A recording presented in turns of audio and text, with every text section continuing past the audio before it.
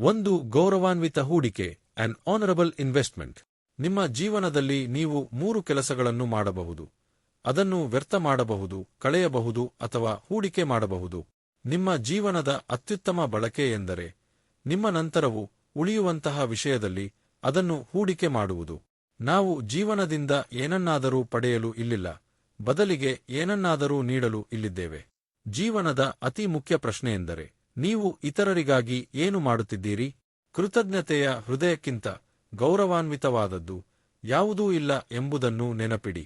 ದೀರ್ಘಕಾಲದ ದೃಷ್ಟಿಯಲ್ಲಿ ದಯೆ ಮತ್ತು ಮೃದುವಾದ ಮನಸ್ಸೇ ಅತಿ ದೊಡ್ಡ ಅಸ್ತ್ರ.